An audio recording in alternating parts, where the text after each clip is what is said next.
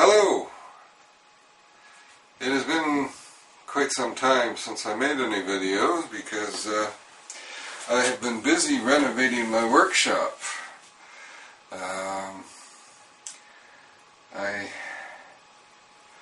ordered a new piece of equipment and then started thinking that I didn't think my door was wide enough to get the new piece of equipment in, so I had to tear the wall apart enough to widen the door by 6 inches, and then I had already contracted with a fellow to come in and do some wiring and want to run a new wire out from the house and put a new panel in here. So I decided once I had that wall torn apart that I would re-insulate and get rid of that crappy old 1/4 inch chipboard that was on the walls. And the stud spacing in this building is not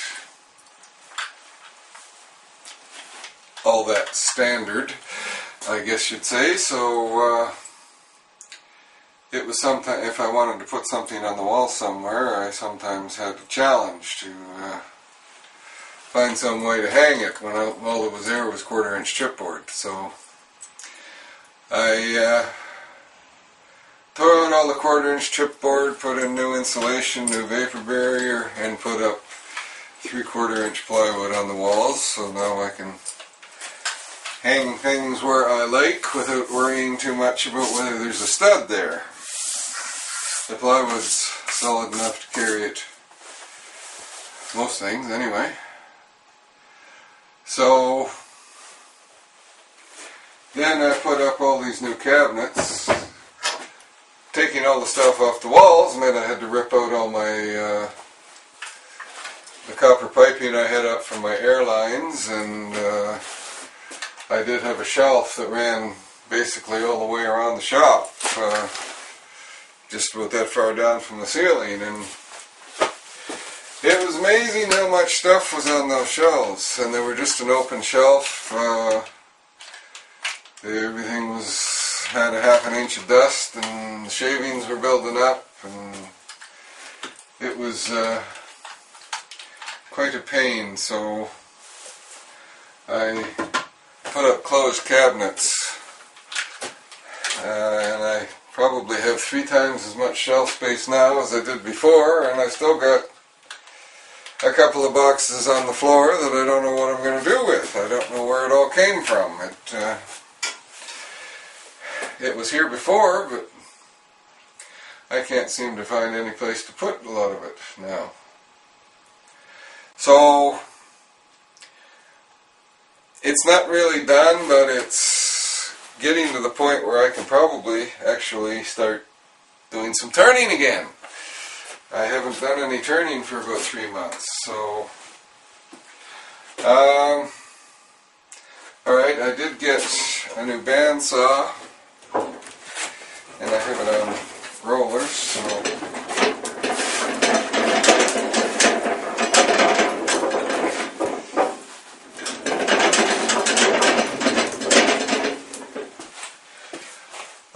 it's a Craftex from Busy Bee. It's got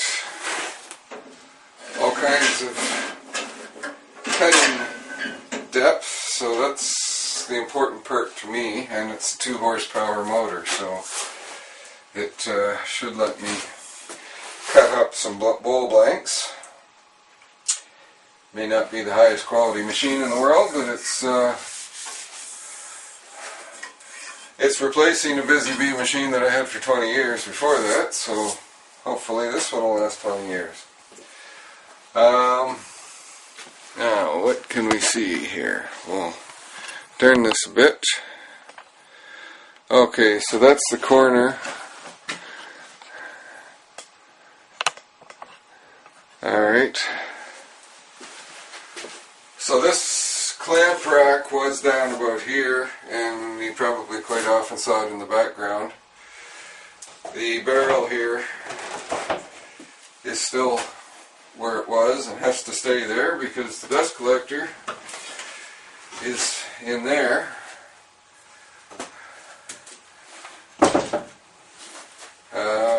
this is where the old lathe was. That is still, that's the same rack I had, and it's in the same place it was. I just put it back up after I got the wall redone. These cabinets are new.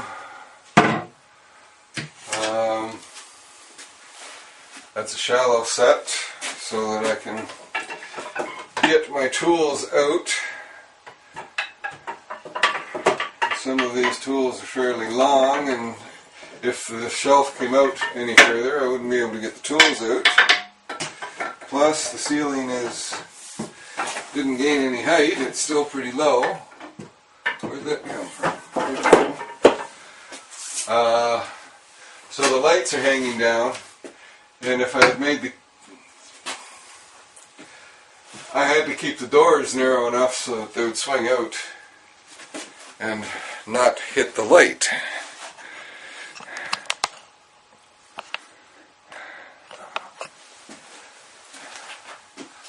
So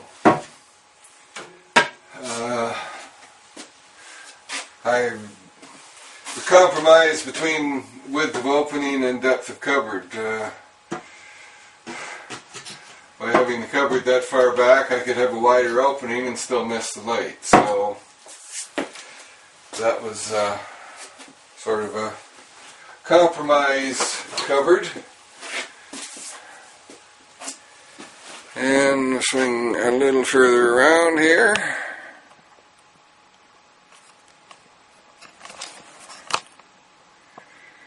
And there's my sharpening station.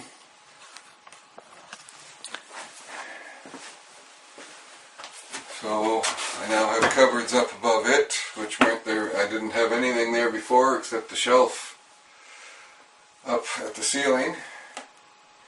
I had to keep the cupboards high enough to let my sharpening rig slide underneath there. The top of this bench is the same one I had before, but the understructure is all new. It was 2 doors that opened up, and I changed it to drawers. I am planning to put some false fronts on there to keep them from sliding too far in, but that's not an emergency to get that done. The door, I moved the door jamb 6 inches this way, so I now have a 36-inch door, where before I only had a 30-inch door. And coming around a little further, oh, wrong control, there we go.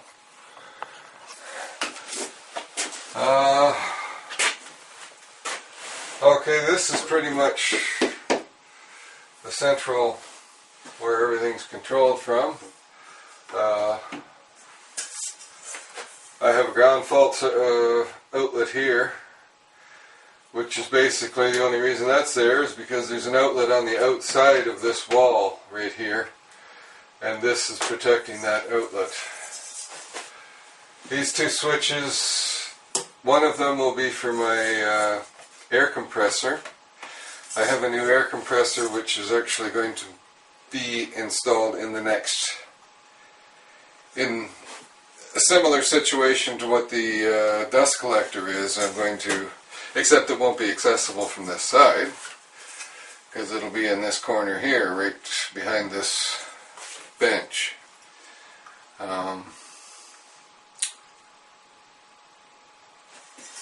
So that's where the new air compressor is going.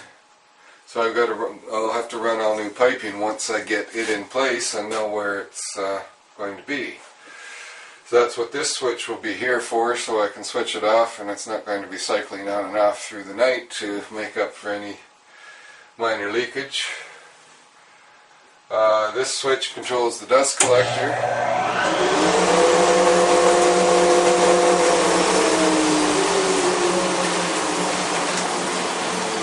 And these two switches are the shop lights and the outside light. And the thermostat for my shop heating. And the telephone and the intercom. And the first aid kit. When I find the bracket for my fire extinguisher, it'll hang there as well. I'm not sure what became of it in the shuffle. It'll be here somewhere. I just haven't located it yet. And of course, the main trigger, I guess you'd say, for this whole operation was the new piece of equipment I had ordered, which was this new lathe. So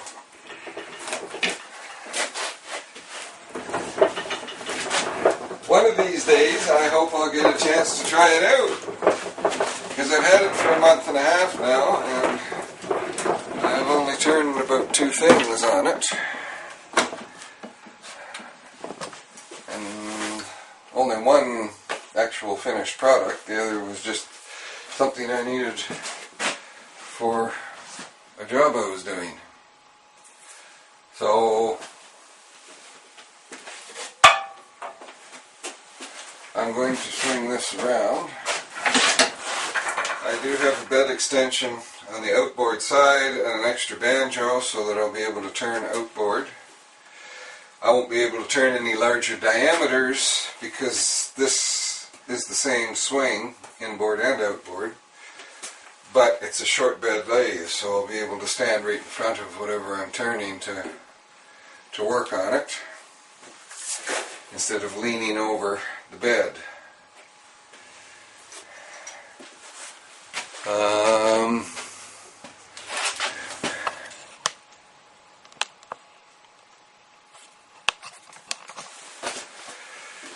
So I'll have the other banjo here. The controls can be moved wherever they're most convenient.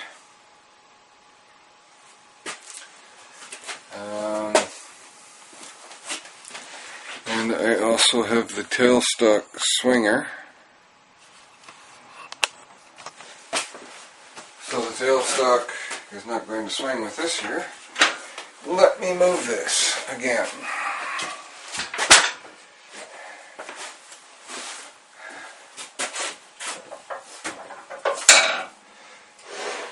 So the tailstock swings out onto there. Pull a pin down here. And it swings out of the way. I haven't checked to see yet whether it will go on.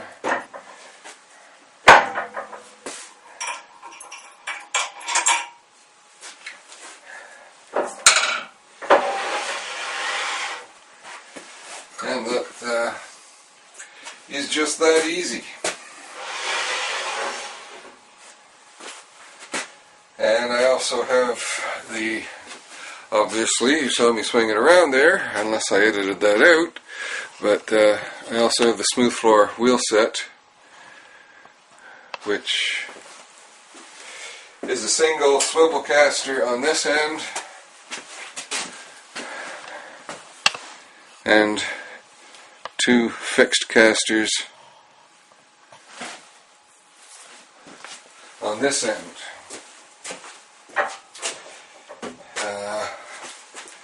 Now you don't turn with it up on the wheels. You get a bar. All right. So this outboard pin with the wing nut on it, you just take the weight off, pull that pin out. The caster then hinges up, and you can set it down, and it'll set on these feet. And it's not that big a job.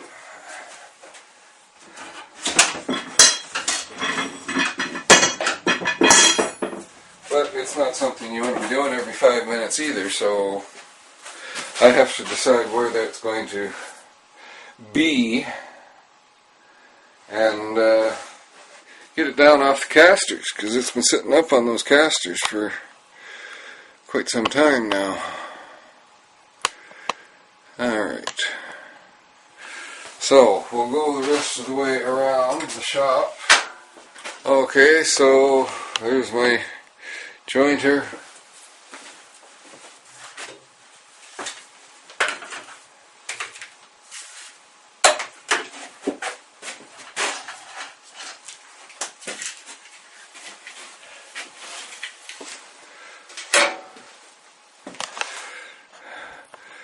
So there's, I think you can see, yes, my jointer, 6-inch jointer.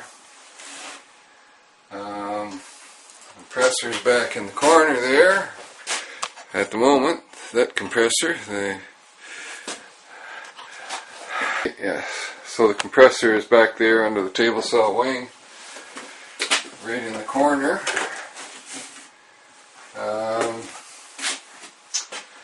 And the table saw, and that another set of cupboards there. My shop heater is that orange cube hanging from the ceiling, and my new electrical panel.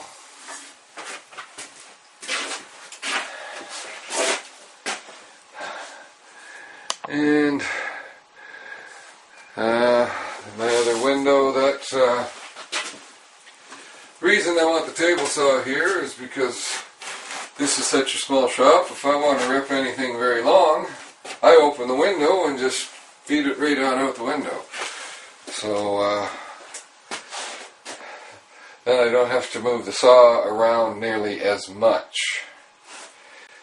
At the moment it is on, there's 2 casters on the other end. I have these 2 handles that pull out here that let me lift it up and move it around like a wheelbarrow. Of course, if there's anything on top of it, it wants to slide off. So I have a set, I did buy a set of casters to make a new stand with casters on it that will be the same as the casters on here, basically. Be able to move it around much easier.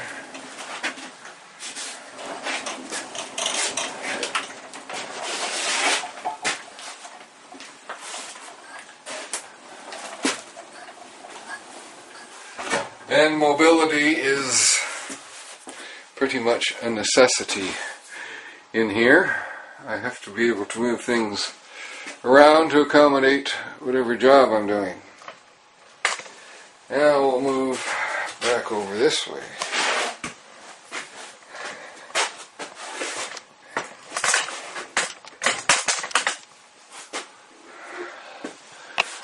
Alright, so we're at the window and another set of cupboards there. And coming around, it's cupboards pretty much the full length of that wall, except for where the dust collector barrel is. And I have all new lights as well. 3 banks of fluorescents, 9 2-tube fixtures, so I have 18 fluorescent tubes in here.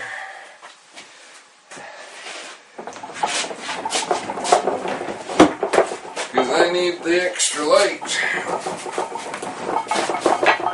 And that's my latest project here, is this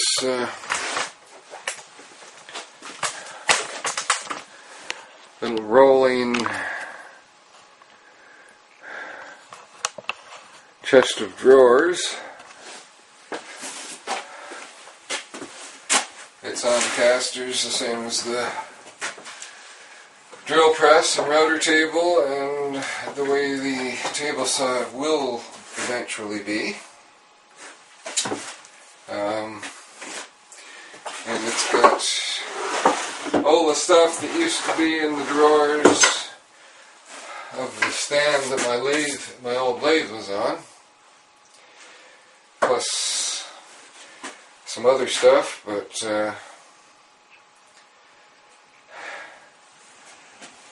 it's my idea is, since I'll be able to have this right when I'm turning, I'll have it right here so I can set my chisels down on it and have my supplies ready to hand, sandpaper and such. So, anyway, that's what I've been doing for the last 3 or 4 months that I haven't been posting any videos. I am very nearly at the point that I'm going to say close enough and get back to turning and just do any small upgrades that I find I need as they arise. Thank you for watching.